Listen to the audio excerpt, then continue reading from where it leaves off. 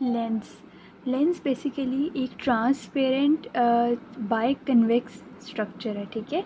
अब इसको हम बाय कन्वेक्स क्यों कहते हैं, बिकॉज ये हमारे पास कॉर्निया, ये स्क्लेरा है, ठीक है, और ये पीछे ऑप्टिक नर्व, इधर इस तरह से लेंस पड़ा होता है, ये कन्वेक्स सरफेस इस तरह से होती है, तो इधर से भी कन्वेक्स, इधर से भी convex, and secondly it is A transparent structure, ठीक है।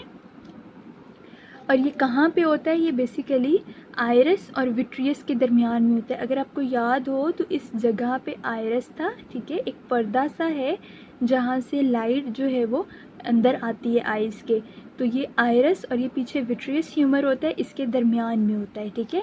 तो it is present between the iris and vitreous humour. और ये जिस जगह पे प्रेजेंट है, यहाँ पे एक फोसा होता है, उसके अंदर ये बेसिकली एडजस्ट होता है, इसीलिए अपनी जगह से मूव नहीं करता। उस फोसा को हम पेटेलर फोसा कहते हैं, ठीक है।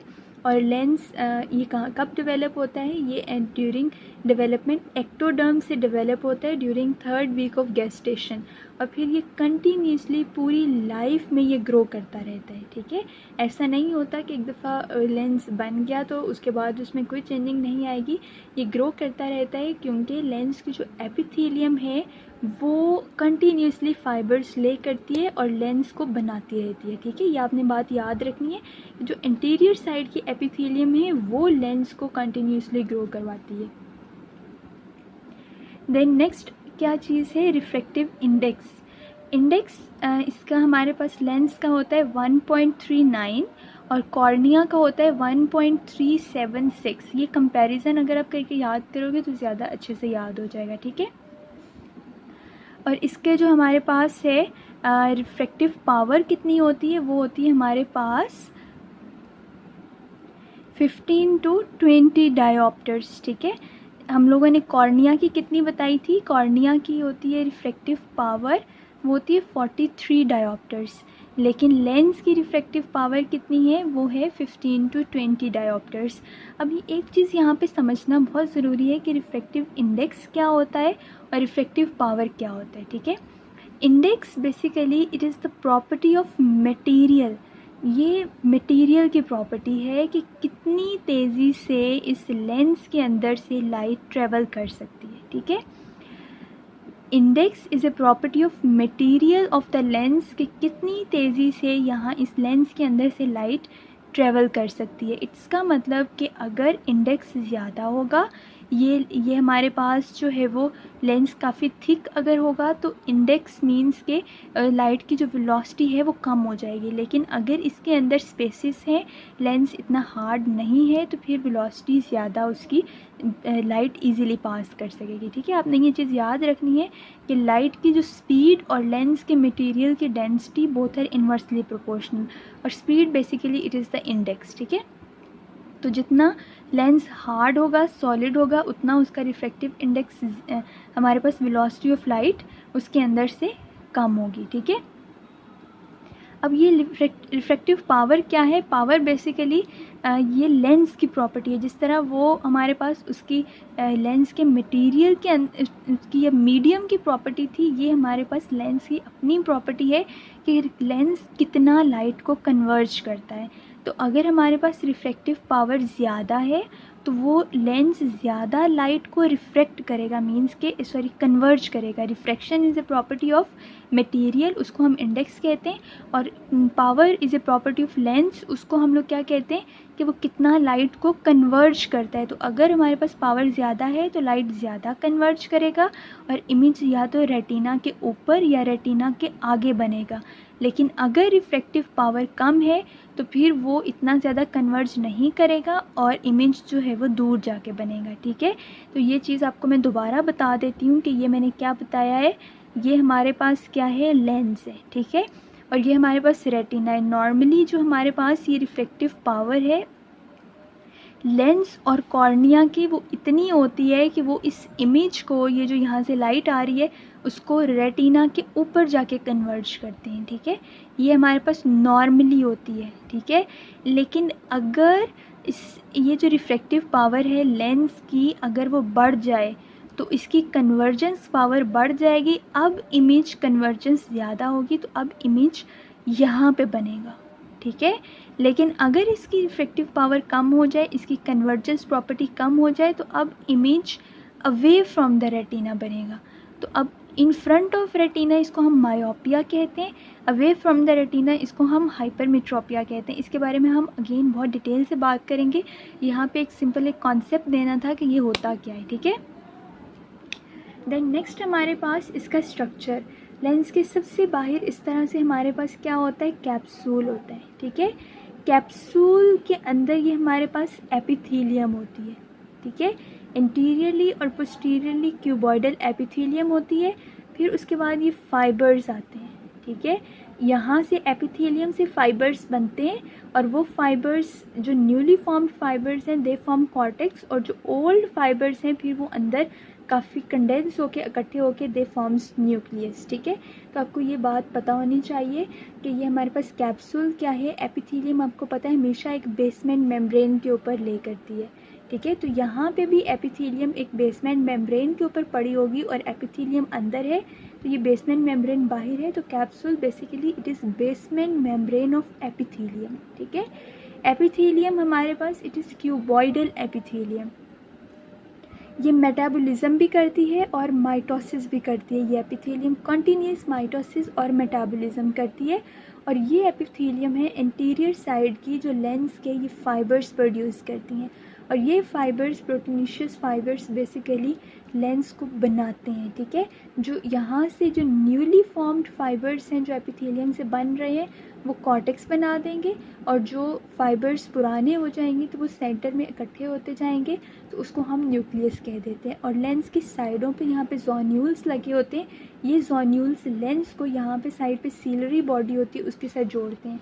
इस फिगर में आप देखो, यहाँ पे आपको मैंने बताया था सीलरी बॉडी होती है, तो यहाँ पे कुछ जोन्यूल्स होते हैं जो सीलरी बॉडी के साथ अटैच होते हैं और वो लेंस को होल्ड करके रखते हैं। तो एक लेंस फोसा के अंदर होता है, दूसरा उसको ये जोन्यूल्स होल्ड करके रखते हैं। तो capsule basically it is basement membrane of the epithelium, और ये हमारे पास वाटर परमिएबल होती है, ठीक है।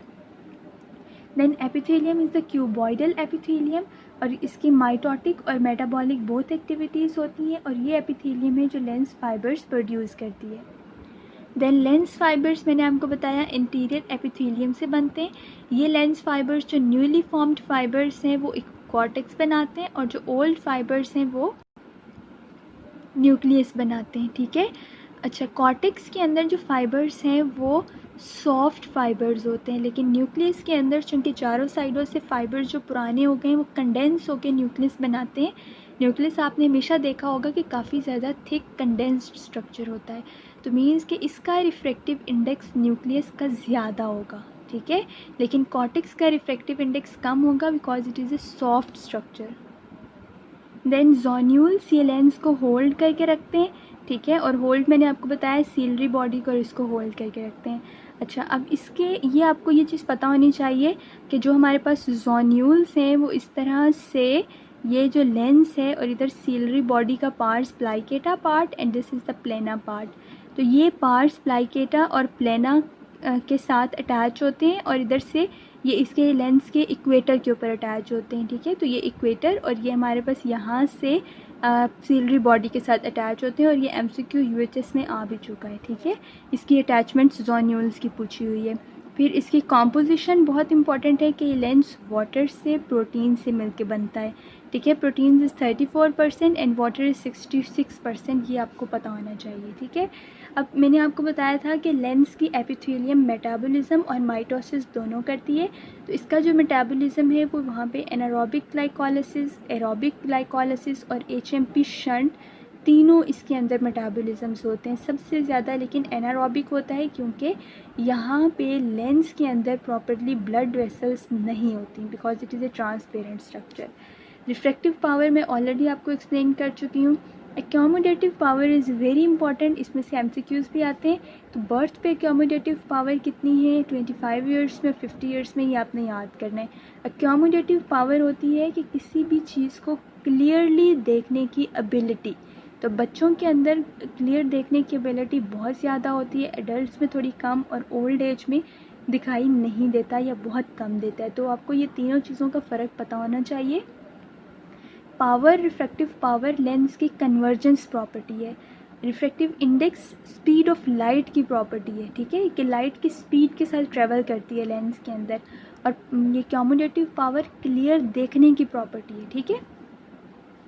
ये आपको इसके फंक्शंस पता होने चाहिए कि एक तो ये लेंस जो है वो वाइट कलर का होता है, दूसरा ये रिफ्रैक्शन करता है, और लेंस की रिफ्रैक्टिव पावर आपको पता होनी चाहिए। एक्योमोडेशन करता है बिकॉज ये सीलिया के साथ अटैच होता है, ठीक है, और इसके अलावा ये हार्मफुल रेज को एब्जॉर्ब करता है, ठीक है। अच्छा, अब इसकी क्लासिफिकेशन ये आपको ज़रूर पता होनी चाहिए। कैटरैक्ट की classification, cataract basically it is the opacity of the crystalline lens. इसकी क्लासिफिकेशन अब एज के बेस पे है, ओपेसिटी के बेस पे है, और इसके अलावा हम इसको कंजेनिटल या एक्वायर्ड के अंदर भी क्लासीफाई करते हैं। अब ओपेसिटी की लोकेशन और ओपेसिटी की डिग्री के हिसाब से है। तो सबसे पहले हमारे पास एज, कंजेनिटल कैटरैक्ट जो पैदा होते साथ बच्चों के अंदर होती है, ठीक है। इन्फेंटाइल कैटरैक्ट जो 1 महीने के बच्चों के अंदर होता है कैटरैक्ट। जुवेनाइल जो छोटे बच्चों के अंदर होता है, ठीक है, मोस्टली ये 15 से 18 साल के बच्चों के अंदर, ठीक है। एडल्ट जो पुबेरिटी के ऊपर कैटरैक्ट होता है, और प्री सीनाइल जो ओल्ड एज से पहले मीन 30s 40s में होता है, और सीनाइल मीन्स के जो ओल्ड एज में होता है 40s 50s में। अब इसको सीक्वेंस वाइज याद करो कि पैदा होते साथ, फिर 1 मंथ में, फिर 18 ईयर्स तक, फिर 18 ईयर्स के बाद, फिर 35 में, और फिर 35 के बाद, ठीक है। इस तरह से अब याद करोगे तो ईजीली हो जाएगी सीक्वेंस याद। अब लोकेशन ऑफ ओपेसिटी। अच्छा, अब एक चीज़ मैं आपको यहाँ पे बताती जाऊँ कि अगर ओपेसिटी अब या तो पूरे लेंस के अंदर हो सकती है, उसको हम टोटल कैटरैक्ट कहते हैं, लेकिन ओपेसिटी किसी एक ख़ास लोकेशन पे भी हो सकती है। मैंने आपको बताया कि ये बाहर वाला हमारे पास कॉर्टेक्स है, अंदर वाला हमारे पास न्यूक्लियस है जिसके अंदर कंडेंस्ड फाइबर्स होते हैं, ठीक है। अब ये ओपेसिटी कैप्सूल के अंदर हो सकती है। ये जो बाहर कैप्सूल है, कैप्सूल भी उसके अंदर भी ओपेसिटी हो सकती है। कैप्सूल के नीचे ओपेसिटी हो सकती है, बिल्कुल कैप्सूल के नीचे, सब कैप्सूलर हम उसको कहते हैं। इसके अलावा कॉर्टेक्स। अब कॉर्टेक्स हम 2 तरह के होते हैं, एक होता है पेरिफेरल कॉर्टेक्स, एक डीप कॉर्टेक्स। तो पेरिफेरल कॉर्टेक्स में अगर ओपेसिटी होगी तो उसको हम कोरोनरी कैटरैक्ट कहते हैं, ठीक है। और डीप कॉर्टेक्स, ठीक है, डीप कॉर्टेक्स हमारे पास उसके अंदर ओपेसिटी हो सकती है। इन दोनों को हम कॉर्टिकल ही कहते हैं। उसके बाद आ जाता है न्यूक्लियर कैटरैक्ट, और न्यूक्लियर के ऊपर बिल्कुल थोड़े से फासले के ऊपर ये हमारे पास सुप्रा न्यूक्लियर कैटरैक्ट होता है, ठीक है। तो आपको ये लोकेशंस पता होनी चाहिए कि एक हमारे पास ये वाली जो 2 है ना, सब कैप्सूलर और सुप्रा न्यूक्लियर, बेसिकली ये कॉर्टेक्स के अंदर ही हैं, लेकिन ये जिसके पास है मीन्स कि ये हमारे पास न्यूक्लियस के ऊपर है तो हमने इसको सुप्रा न्यूक्लियर ओपेसिटी कह दिया है। ये हमारे पास जो है वो कैप्सूल के नीचे है, इसको हमने सब कैप्सूलर कह दिया, और बाकी कॉर्टेक्स को हमने, ये भी कॉर्टेक्स के अंदर ही है, लेकिन इसको फर्दर हमने सुपरफिशियल और डीप कॉर्टेक्स में डिवाइड कर दिया है। तो सुपरफिशियल कॉर्टेक्स को हम लोग कोरोनरी कैटरैक्ट कहते हैं, और ये हमारे पास डीप हमारे पास कॉर्टेक्स है तो इसको हम कॉर्टिकल कैटरैक्ट ही कहेंगे। तो अब अगर आप ये क्लासिफिकेशन देखो, कैप्सूलर कैटरैक्ट, सब कैप्सूलर, कॉर्टिकल, सुप्रा न्यूक्लियर, न्यूक्लियर और टोटल, तो अब आपको इसके अंदर कोई कन्फ्यूजन नहीं होनी चाहिए, बिकॉज इस पूरे चैप्टर के अंदर ये वाले नाम बार बार आएंगे। तो यहाँ पे मेरे समझाने का मकसद ये था कि दोबारा आपको कन्फ्यूजन ना हो, ठीक है। अच्छा, उसके बाद आता है डिग्री ऑफ ओपेसिटी। अब ये हमारे पास इंसिपिएंट कैटरैक्ट, इमेच्योर, इंटरमिसेंट, मैच्योर और हाइपर मैच्योर। अब ये जो कैटरैक्ट की टाइप्स हैं ये थोड़ी सी एक दफ़ा समझ आ जाए तो ये बहुत इजी हैं, वरना इनमें कन्फ्यूजन ही होती रहती है कि हम इनको कैसे डिफ्रेंशिएट करें। सबसे पहले आप एक चीज़ देखो कि कैटरैक्ट बाहर से शुरू होगा, ठीक है। बाहर अगर हमारे पास कॉर्टेक्स के अंदर कैटरैक्ट है, कॉर्टेक्स के अंदर ओपेसिटीज़ हैं, तो उसको हम लोग इमेच्योर कैटरैक्ट कहते हैं। लेकिन अगर वो कैटरैक्ट डीप हमारे पास न्यूक्लियस तक पहुंच जाए तो उसको हम मैच्योर कैटरैक्ट कहते हैं, ठीक है। इंसिपिएंट कैटरैक्ट के अंदर पेरिफेरल कॉर्टेक्स के अंदर ओपेसिटीज़ होती हैं, सिर्फ पेरिफेरल कॉर्टेक्स के अंदर, ठीक है। इस तरह वेज शेप हमारे पास ओपेसिटीज़ होती हैं, इस शेप में, ठीक है, लेकिन पेरिफेरल कॉर्टेक्स के अंदर होती हैं। इमेच्योर के अंदर हमारे पास डीप कॉर्टेक्स के अंदर भी यूँ वेज शेप ओपेसिटीज़ होती हैं और कुछ ओपेसिटीज़ आपस में कंबाइन करके थोड़ी बड़ी बड़ी ओपेसिटीज़ बना लेती हैं, ठीक है। इंट्यूमिसेंट में आपको बाद में बताती हूँ। अब मैच्योर के अंदर ये ओपेसिटीज़ न्यूक्लियस तक चली जाती हैं, ठीक है। मैच्योर के अंदर ये ओपेसिटीज़ न्यूक्लियस में भी होती हैं, इसको हम मैच्योर कैटरैक्ट कहते हैं, ठीक है। और जब हमारे पास ये सारी ओपेसिटीज़ की वजह से पूरा का पूरा लेंस अगर डिसइंटीग्रेट हो जाए लेकिन कैप्सूल बाहर इंटैक्ट रहे, कैप्सूल इंटैक्ट है और अंदर से सारी प्रोटीन्स वगैरह डिसइंटीग्रेट हो गई, तो उसको हम लोग कहते हैं हाइपर मैच्योर कैटरैक्ट। समटाइम्स ऐसा होता है कि जब सारी प्रोटीन्स लेंस की टूट जाती हैं तो वो नीचे सारी की सारी इकट्ठी हो जाती हैं इस जगह पे, तो इस हाइपर मैच्योर कैटरैक्ट को हम मॉर्गेगनियन कैटरैक्ट कहते हैं, जिसके अंदर लेंस के सारे डिसइंटीग्रेटेड प्रोटीन्स बॉटम पे कलेक्ट हो जाती हैं, ठीक है। तो इसको हम लोग क्या कहते हैं, हाइपर मैच्योर और मॉर्गेगनियन कैटरैक्ट। अब आते हैं इंट्यूमिसेंट। इंट्यूमिसेंट के अंदर बेसिकली ओपेसिटीज़ से ज़्यादा इसके अंदर ये कॉर्टिकल, हमारे पास ये कॉर्टेक्स है ना, कॉर्टेक्स के अंदर यूँ लेयर्स होती हैं। अगर आप इस फिगर के अंदर देखो तो आपको ये लेयर्स नज़र भी आ रही हैं। कॉर्टेक्स इंट्यूमिसेंट में क्या होता है, इन कॉर्टिकल लेयर्स के अंदर वाटर कलेक्ट हो जाता है, ठीक है। इनके अंदर हाइड्रेशन की वजह से वाटर कलेक्ट हो जाएगा और ये लेयर्स स्वेल कर जाती हैं, इसको हम कहते हैं इंट्यूमिसेंट कैटरैक्ट। और आपको पता है कि जो लेंस है वो यहाँ पे प्रेजेंट होता है। जब ये लेंस स्वेल करेगा तो इंटीरियर साइड पे और पोस्टीरियर साइड पे दोनों पे करेगा, तो interior chamber will become shallow. और लेंस के बिल्कुल आगे यहाँ पे आइरिस होता है। इसको मैं अगर मज़ीद थोड़ा सा बड़ा करके आपको क्लियर करके बताऊँ तो आपको ये चीज़, लेंस, ये आइरिस है और ये एक एंगल है, ठीक है। तो ये नॉर्मली लेंस यहाँ से हमारे पास एक्वस ह्यूमर बनता है, इस एंगल से यहाँ पे जाके ड्रेन करता है। लेकिन जब लेंस स्वेल हो जाएगा तो ये एंगल ब्लॉक हो जाएगा, जिसकी वजह से ये हमारे पास इसके अंदर इंटीरियर चैम्बर भी शैलो हो जाएगा और ग्लूकोमा के चांसेस भी होते हैं। तो होप सो कि ये बात आपको समझ में आ गई होगी कि इंसिपिएंट, इमेच्योर, इंट्यूमिसेंट और मैच्योर, हाइपर मैच्योर में क्या फ़र्क है। अच्छा, एक चीज़ और मैं यहाँ पे आपको बताना चाह रही हूँ कि इमेच्योर कैटरैक्ट और न्यूक्लियर कैटरैक्ट की एक प्रॉपर्टी होती है। इमेच्योर कैटरैक्ट की प्रॉपर्टी होती है हाइपर मेट्रोपिक शिफ्ट, ठीक है। अब ये हाइपर मेट्रोपिक शिफ्ट क्या है, और न्यूक्लियर कैटरैक्ट के अंदर मेट्रोपिक शिफ्ट होता है, ठीक है। तो अब मैं आपको थोड़ा सा इसके बारे में एक्सप्लेन कर देती हूँ। यहाँ पे किया है, बाद में मैं इसको इतना डिटेल से नहीं करूँगी, ये बाद में टॉपिक में आएगा, बिकॉज ये इंट्रोडक्शन है सारा। तो मैं यहाँ पे इन चीज़ों को क्लियर करना चाह रही हूँ ताकि आपको नेक्स्ट मसला ना हो, मैं बहुत तेज़ी से नेक्स्ट आपको बता दूँगी। तो इमेच्योर कैटरैक्ट के अंदर हाइपर मेट्रोपिक शिफ्ट होती है, बिकॉज इमेच्योर कैटरैक्ट कॉर्टेक्स को इन्वॉल्व करता है। मींस कि ये कॉर्टेक्स के अंदर ओपेसिटीज़ हैं। जब ओपेसिटीज़ होती हैं जगह जगह पे, तो वो वहाँ से क्या होता है, उसका रिफ्रैक्टिव इंडेक्स कॉर्टेक्स का कम हो जाता है, ठीक है। जब रिफ्रैक्टिव इंडेक्स कम होता है तो रिफ्रैक्टिव पावर भी कम हो जाती है। और जब रिफ्रैक्टिव पावर, मैंने आपको बताया, लेंस की रिफ्रैक्टिव पावर जब कम हो जाए, मींस के कन्वर्जेंस प्रॉपर्टी लेंस की कम हो जाए, तो इमेज बहुत दूर जाके बनता है। तो हाइपरमेट्रोपिया कहते ही हम इसी को हैं।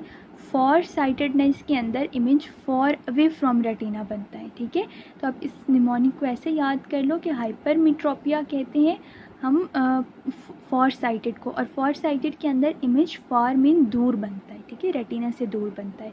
तो इमेच्योर में कॉर्टेक्स के अंदर ओपेसिटीज़ आती है, जिसकी वजह से उसका रिफ्रैक्टिव इंडेक्स, उसकी पावर कम हो जाती है कॉर्टेक्स की, और इस वजह से उसकी लेंस जो हमारे पास ये है ना, इमेज बहुत दूर बनता है। लेकिन जो हमारे पास है ना, ये हमारे पास जो न्यूक्लियर कैटरैक्ट है, जिसको हम मैच्योर कैटरैक्ट भी कहते हैं, उसके अंदर न्यूक्लियस इन्वॉल्व होता है। तो मैच्योर कैटरैक्ट के अंदर बेसिकली न्यूक्लियस जो है वो, उसकी इलास्टिसिटी लॉस हो जाती है, और न्यूक्लियस पहले ही थोड़ा हार्ड था और ज़्यादा हार्ड हो जाएगा। जब और ज़्यादा हार्ड हो जाएगा तो इसका रिफ्रैक्टिव इंडेक्स बहुत ज़्यादा बढ़ जाता है, ठीक है। जब इसका रिफ्रैक्टिव इंडेक्स बहुत ज़्यादा बढ़ जाएगा तो उसकी वजह से क्या होगा कि लाइट जो है वो, उस लेंस का रिफ्रैक्टिव पावर बढ़ जाएगी, और जब बढ़ेगी तो light in front of retina focus होगी। इसको हम मायोपिक शिफ्ट कहते हैं। आपने ये 2 बातें नहीं भूलनी, ये नेक्स्ट आएंगी, वहाँ पे मैं इसको इतना डिटेल से एक्सप्लेन नहीं करूँगी, ठीक है।